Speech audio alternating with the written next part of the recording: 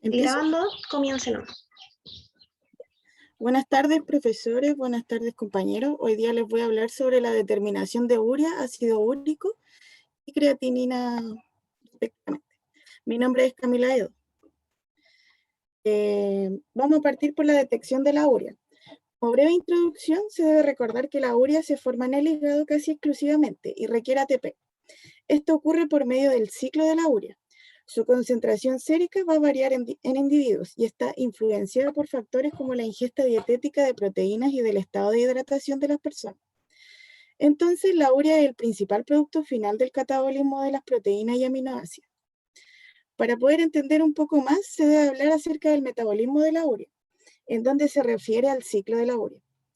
El ciclo comienza a nivel mitocondrial de los hepatocitos para luego continuar en el citoplasma de estos mismos, reaccionando el primer grupo amino con el bicarbonato proveniente de la respiración celular a expensas del ATP, para así formar carbamoil fosfato en una reacción que es catalizada por la carbamoil fosfato sintetasa 1, la cual es una enzima alostérica y es modulada positivamente por N-acetilglutamato.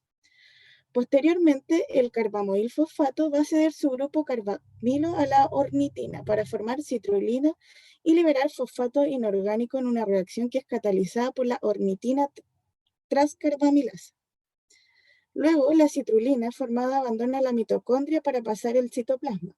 Aquí recibe un segundo grupo amino procedente del aspartato, el cual se va a condensar con la citrulina para formar arginino succinato, en una reacción catalizada por la arginino succinato sintetasa.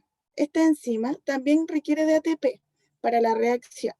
Luego, el arginino succinato se hidroliza por la arginino succinato liasa para formar arginina y fumarato, en donde el fumarato abandona el ciclo de la urea y por otro lado, la arginina formada será hidrolizada por la arginasa a ornitina, la cual vuelve a ingresar a la mitocondria para iniciar nuevamente este ciclo.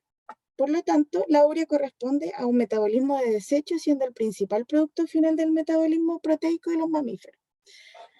Cabe destacar que cualquier deficiencia en alguna de las enzimas del ciclo van a generar diferentes tipos de enfermedades o trastornos asociados, los cuales generalmente son de origen congénito.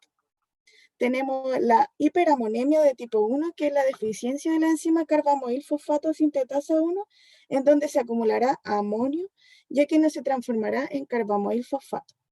Por otra parte, tenemos la hiperamonemia de tipo 2, que es deficiencia de la enzima ornitina transcarbamilasa, por lo que se acumulará ornitina. Y en tercer lugar, tenemos la citrulinemia, que es el déficit de la enzima arginino succinato sintetasa, lo que provoca la acumulación de la citrulina.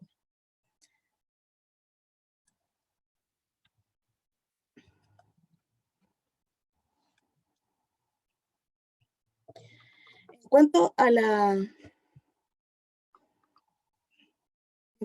la eliminación de la urea, esta se va a filtrar en un 100% en el glomérulo.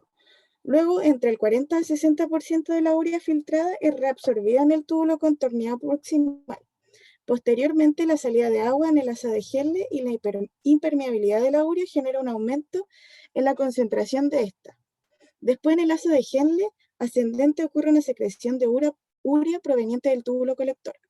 Se busca que haya cierta concentración de urea en el túbulo contorneado distal y producto de la regulación hormonal que genera el ADH puede generar una salida de agua y esta produce a su vez un aumento en la concentración de urea. Finalmente, a nivel del túbulo colector, en su porción de la médula renal interna ocurre nuevamente una reabsorción de urea. La urea se difunde siguiendo su gradiente de concentración, lo cual va a contribuir en la concentración de los solutos y además el gradiente que se genera en este medio interno. Se proporciona una mejor salida de agua desde los túbulos. Cabe destacar que la urea constituye alrededor del 50% de los solutos urinarios en personas que consumen una dieta proteica habitual y corresponde aproximadamente al 90 a 95% de la excreción total del nitrógeno. Podemos observar los valores de referencia de la urea en sangre venosa y de la urea en orina.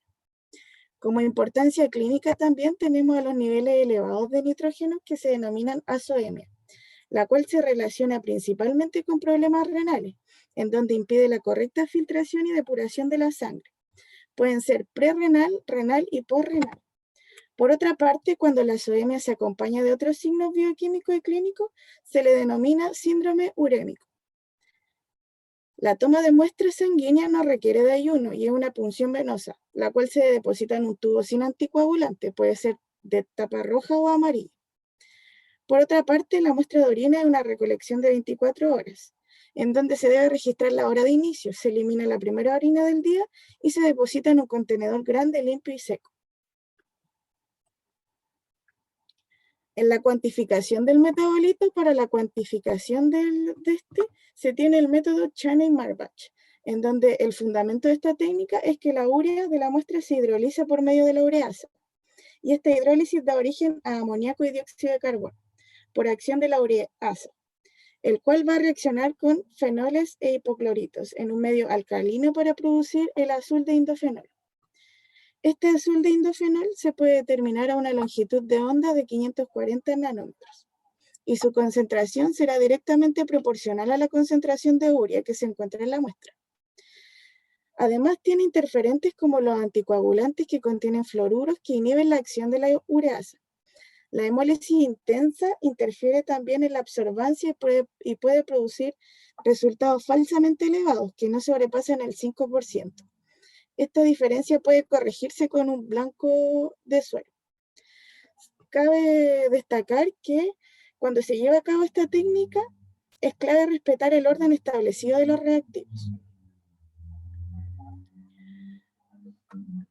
Para esta detección tenemos este kit que es un sistema enzimático para la determinación de la urea por fotometría ultravioleta usando cinética de 2 puntos. El principio de esta técnica es que la urea es hidrolizada por la ureasa produciendo amoníaco y dióxido de carbono.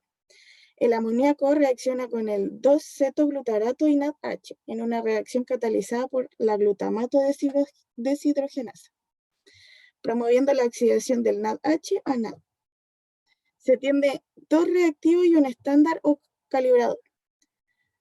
La muestra que se puede utilizar es suero o plasma, y si esta muestra contiene fluoruro, su concentración no debe ser mayor a 3 miligramos por decilitro, ya que el fluoruro en altas concentraciones es inhibidor de la ureasa. También en este kit se especifica que la preparación del reactivo de trabajo, donde se debe transferir el contenido de un frasco del reactivo 2 a un frasco de reactivo 1 y homogeneizar. Opcionalmente se puede preparar menos cantidad del reactivo de trabajo utilizando la proporción 4 volúmenes del reactivo 1:1, volumen del reactivo 2. La consecuente de reducción de la absorbancia medida en 340 nanómetros es proporcional a la concentración de urea en la muestra. Por otro lado, tenemos la detección de ácido úrico. Aquí, en el ácido úrico como tal, es un ácido débil con un pKa de 5,75 y 10,3.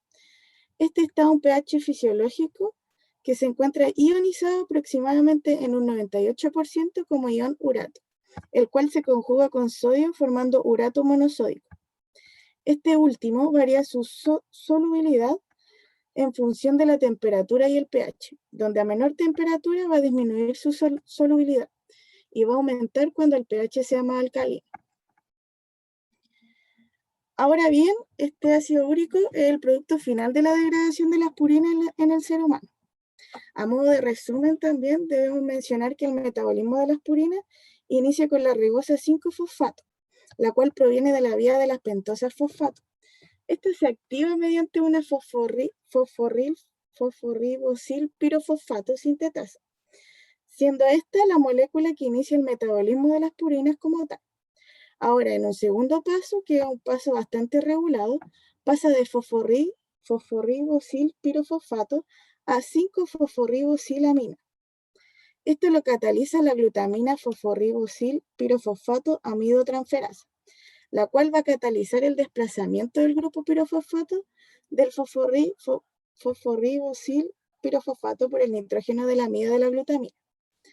A partir de este segundo paso se van a producir 9 pasos más, los cuales llevarán finalmente a la formación de inosina monofosfato, en donde a partir de esta reacción se va a bifurcar, ya sea en la formación de AMP o GMP. Respecto a lo que es el ácido úrico y lo que se genera, es producto de la degradación de las purinas. Se puede mencionar que a partir de GMP o el AMP se va a llegar a una vía común, la cual es la xantina. Para esto se produce la pérdida de un grupo fosfato, la pérdida de la unidad de la ribosa y de un grupo amino. El orden es distinto normalmente en la degradación del GMP. Primero se pierde un grupo fosfato, luego la unidad de ribosa y finalmente el grupo amino por una guanina desaminasa. En cambio, en el AMP lo primero que ocurre es la pérdida del grupo fosfato, posteriormente ocurre la desaminación y luego se pierde la unidad de ribosa y se forma la hipoxantina, la cual es oxidada a xantina mediante la xantina oxidasa, durante la cual se va a formar especies reactivas como lo es el peróxido de hidrógeno. Producto de la degradación del GMP y el AMP se va a generar xantina y a partir de esta, la xantina oxidasa va a generar el ácido úrico. Existen vías de síntesis de nuevo de bases púricas y vías de recuperación de estas que ocupan un precursor común, que es el fosforribosil pirofosfato. Esta síntesis comienza a partir de precursores metabólicos como es la ribosa y aminoácidos. Y las de recuperación principalmente reciclan las bases libres y los nucleótidos liberados por el recambio que puede estar ocurriendo de nucleótidos o ácidos nucleicos que provienen de la dieta. En cuanto a la eliminación del ácido úrico, es eliminado por el organismo siguiendo dos vías, renal e intestinal. La vía renal es la más importante, ya que supone las 2/3 partes del urato producido diariamente en el organismo.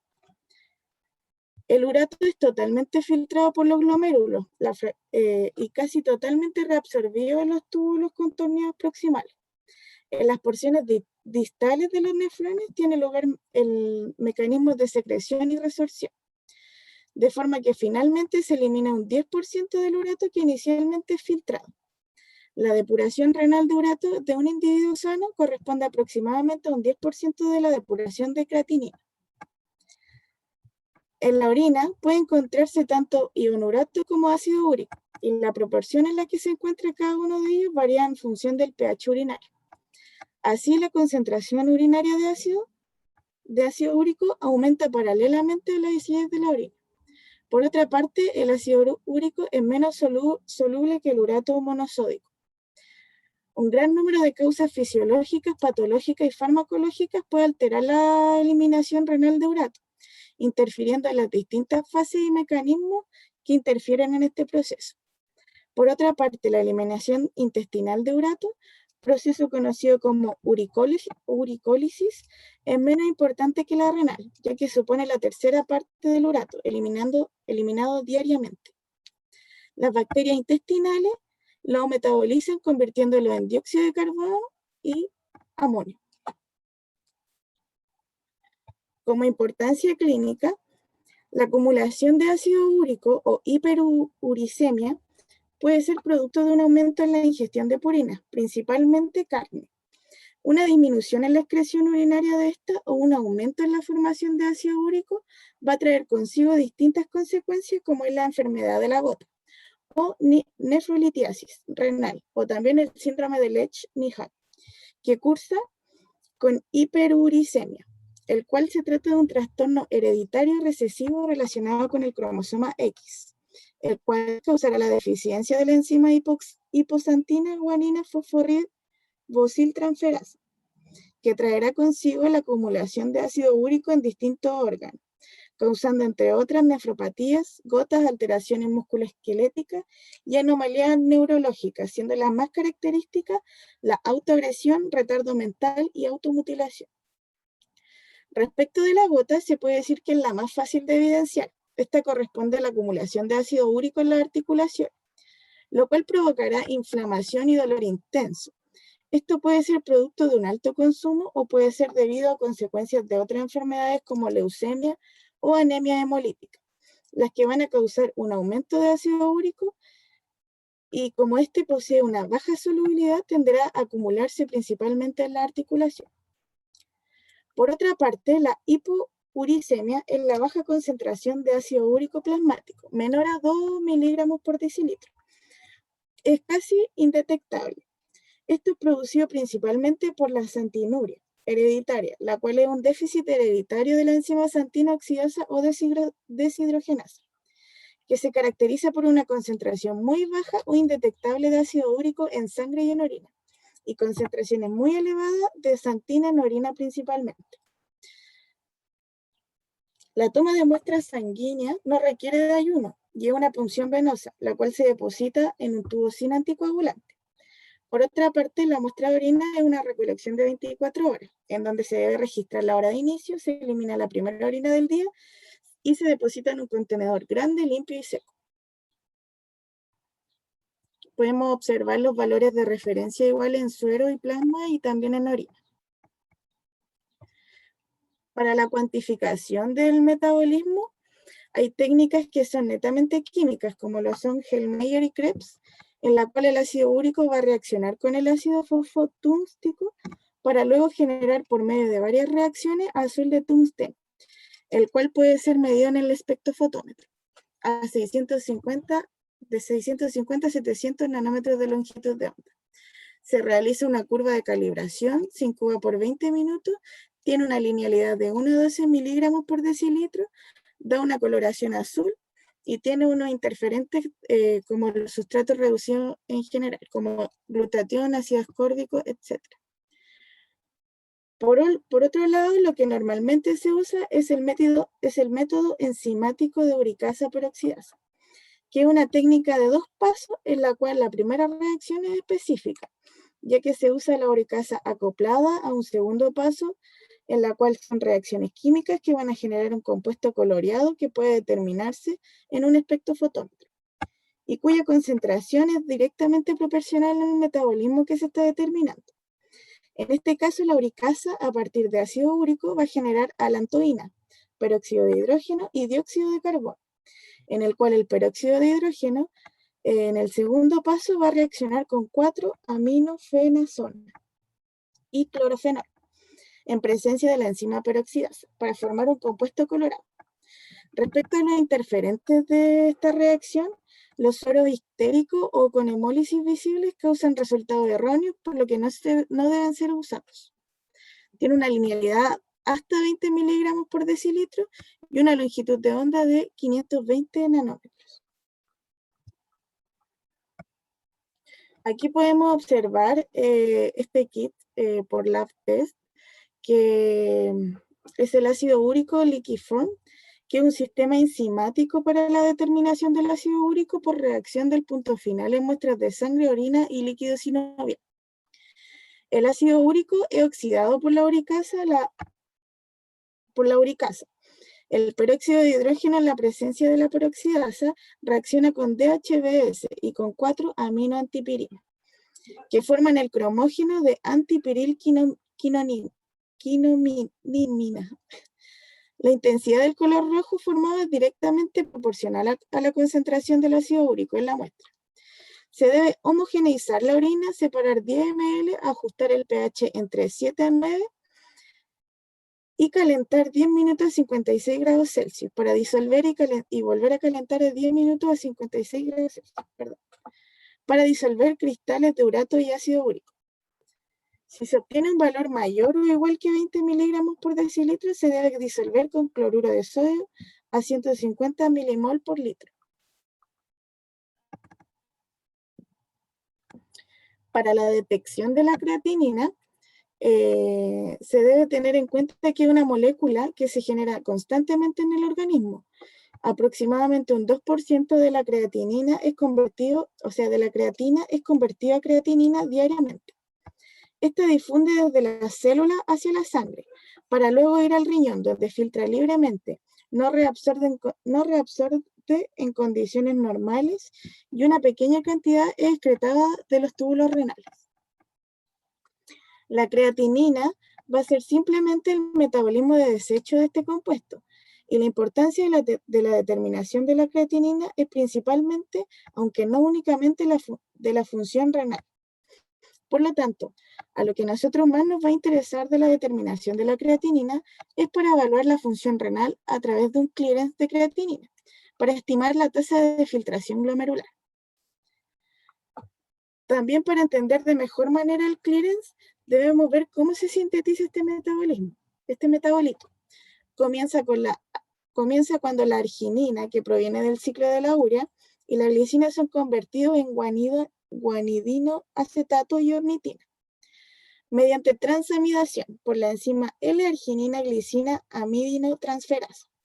Posteriormente, este guanidinoacetato le ocurre una metilación en el hígado por la enzima S-adenosilmetionina guanidinoacetato metiltransferasa, a expensas de S-adenosilmetionina, formando creatina y S-adenosil-homocisteína. Una vez sintetizada la creatina, es liberada hacia la circulación y transportada hacia el interior del músculo. Para que la creatina pueda generar energía a nivel muscular, debe estar fosforilada. Esta es una reacción reversible que cataliza la creatinquinasa, más una molécula de ATP, para formar fosfocreatina, que actúa como reserva temporal de la concentración de energía a nivel muscular. Esta se consume durante la actividad física intensa, dando paso a la creación de la creatinina, y este proceso se considera espontáneo, no requiriendo de una reacción enzimática. Simplemente interviene una molécula de agua que al unirse con la fosfocreatina libera un fósforo inorgánico y la creatinina. Esta determinación se complementa con otros exámenes como la urea o el BUN, que junto con la creatinina nos dan un perfil renal más completo. Podemos observar los valores de referencia en sangre venosa y también en orina. Por otra parte, tenemos el clearance de creatinina, que para que el riñón pueda eliminar los productos de desecho mediante la excreción de la orina, y el organismo puede reutilizar la mayor parte del fluido que circula por la nefrona. Es necesario que tengan lugar toda una serie de procesos fisiológicos. El primer proceso es la filtración, donde la sangre ingresa al glomérulo por medio de la arteriola aferente, donde se encuentra una barrera de filtración que permite que el ultrafiltrado formado se acumule en la cápsula de Bowman, para pasar así a los túbulos renales. Mientras el filtrado circula por dichos túbulos, ocurren dos procesos, que es la reabsorción y la secreción.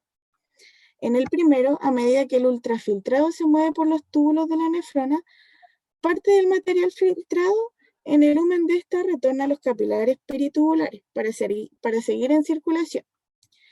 En el caso de la secreción, es el movimiento de moléculas desde la sangre hacia el lumen de la nefrona, como por ejemplo la creatinina. Finalmente se produce un proceso de excreción, donde una vez que el ultrafiltrado llega al túbulo colector, la composición del fluido no puede modificarse más. El fluido que se ha transformado en orina pasa a través de la pelvis renal, alcanza los uréteres y finalmente se acumula en la vejiga urinaria, desde donde es excretado o eliminado fuera del organismo mediante un proceso conocido como ficción. Para cuantificar el funcionamiento de los riñones, se ha desarrollado una técnica para medir la función renal, utilizando únicamente orina y sangre. Esta técnica es la que se conoce como aclaramiento. El aclaramiento es un concepto que describe el índice de filtración glomerular. También el aclaramiento de cualquier sustancia que se filtre sin ser secretada ni reabsorbida indica este índice de filtración glomerular. Para el cálculo del clearance se necesitan marcadores que cumplan con diferentes características. Dentro de los marcadores se encuentran los de tipo endógeno y exógeno, que en el de tipo endógeno está la creatinina, urea y cistatina C.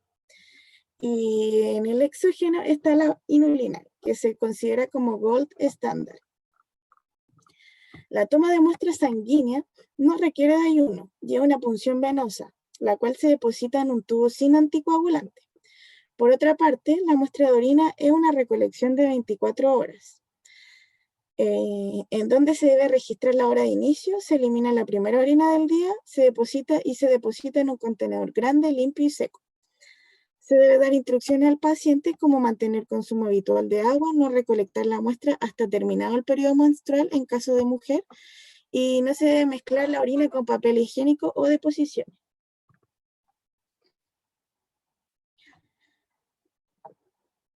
Aquí la importancia clínica es el diagnóstico y control de enfermedades renales. Como se sabe, el clearance de creatinina tiene gran importancia para apreciar el daño renal a través de la medición de la tasa de filtración glomerular, siendo crucial para detener el progreso hacia una enfermedad renal crónica. ¿Por qué se hace mención a este tipo de enfermedad? Porque es de daño lento, pero constante en el tiempo, siendo poco sintomática, lo que dificulta detectarla a tiempo. Esta patología se asocia en gran medida a la hipertensión y diabetes. Y como sabemos, debido a la dieta, cada día hay más personas hipertensas o con diabetes en la población. Por lo cual, tener un pronóstico temprano es fundamental para evitar que se desenlace la insuficiencia renal crónica. Pero tampoco hay que dejar de lado la medición de la creatinina, ya que entrega con bastante fiabilidad el estado de la función renal. Si los riñones no funcionan bien, no se elimina bien la creatinina, por tanto, esta se acumula en la sangre. De esta manera, la creatinina puede avisar de una posible enfermedad renal, tanto crónica como aguda. Por eso la creatinina suele figurar en los análisis de sangre que se realizan comúnmente. Otra de las utilidades que se le otorga a la medición de la tasa de filtración glomerular en el clearance es con la administración de fármacos, debido a que la mayoría de los fármacos se excretan por el riñón y las enfermedades renales pueden causar que la tasa de filtración glomerular disminuya, ocasionando que el fármaco se mantenga por más tiempo en el organismo, lo que podría causar una intoxicación del paciente. El mismo fundamento ocurre cuando se ocupan sustancias de contraste en mediciones radiológicas. Actualmente existe una forma para medir creatinina bastante más sencilla. Esto es mediante una tira reactiva específicamente para creatinina, la que es capaz de realizar determinaciones en muestras de sangre entera, suero, plasma y orina, demorándose un tiempo de 2 a 3 minutos. Para la determinación de la tasa de filtración glomerular, el clearance de creatinina se calcula a partir de la creatinina en orina, en miligramos por decilitro, y se multiplica por la diuresis en ml. El resultado se divide en la multiplicación de la concentración de creatinina en sangre con los minutos en un día, es decir, por 1440. Esta debe ser corregida mediante la multiplicación del clearance, obtenido por 1,73 metros cuadrados partido. Estas fórmulas tienen algunas limitaciones como lo son la relación entre la concentración plasmática de creatinina y la tasa de filtración glomerular, ya que no es lineal, sino que es hiperbólica, lo que disminuye la sensibilidad para detectar fallas renales importantes. La creatinina se secreta en el túbulo proximal, lo que eleva falsamente los valores de la tasa de filtración glomerular en un 10 a 20% en individuos sanos, y está en un 70% en tasa de filtración glomerular menor a 40 ml partidos por minuto. Además, se debe ser altamente dependiente de la recolección de orina de 24 horas y del cumplimiento que le dé a este el paciente. Entre otros métodos usados se encuentra la MDRD4, la cual considera variables como creatinina, sexo, etnia y edad, siendo una versión abreviada de la MDRD6, que además contaba con valores de urea y albúmina en sangre. También es posible el cálculo mediante la fórmula de Cockcroft-Gault, que es comúnmente usada para ajustar la dosis farmacológica. Fue desarrollada mediante análisis de regresión lineal teniendo en cuenta una tasa de filtración glomerular promedio y considerando la concentración sérica de creatinina, la edad, el peso y la diferencia entre los sexos. En este caso no se considera el volumen urinario ni la creatininuria. Finalmente, en caso de pacientes pediátricos, se utiliza la fórmula de Schwartz.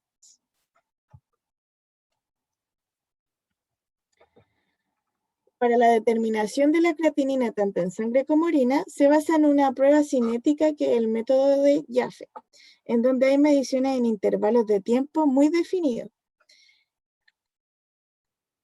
Y esas absorbancias que se obtengan se van restando entre sí para obtener un valor que al ser multiplicado por el factor nos dará el valor que informaremos. Se requiere de un medio alcalino para aumentar la reactividad de los sustratos y se forma un complejo de Janowski, el cual da lugar a una coloración rojo-anaranjada muy característica que se eleva a los 510 nanómetros. Tiene un rango de linealidad hasta los 9 miligramos por decilitro. Las personas con deterioro renal grave tendrán valores mayores que este. Por lo tanto, en algún momento habrá que diluir un valor de creatinina en sangre. En cuanto a orina, siempre habrá que hacer una dilución, ya que la creatinina se concentra mucho más en orina que en sangre. Este ácido pícrico reacciona con la creatinina y forma un enlace covalente formando el complejo de Janowski, el cual cambia las propiedades del picrato alcalino y se va a formar este compuesto de color rojo anaranjado intenso. Además, también tiene un color amarillo muy intenso y es un reactivo muy irritante, va a manchar mucho. También en forma seca, como polvo, es altamente reactivo con riesgo explosivo. Esta reacción tiene inconvenientes como es altamente reactivo el ácido pícrico, no solamente va a reaccionar con la creatinina, sino que también reacciona con un montón de otras moléculas orgánicas como aminoácidos, proteínas, cuerpos cetónicos, incluso hasta la glucosa. Sin embargo, todos estos reactantes con potencial reductor con los que reacciona este ácido son de reacción muy rápida y corta. Reaccionan antes de los 30 segundos. En cambio, con la reacción de la creatinina es mucho más lenta, ya que nos permite realizar distintas mediciones en el tiempo. Aquí podemos observar diferentes kits para la detección de la creatinina. Se dispone de 3 marcas, que es Human, Winner Lab y Creatinina K, de Labs Test. Podemos ver las diferentes características y los diferentes valores de referencia por kits.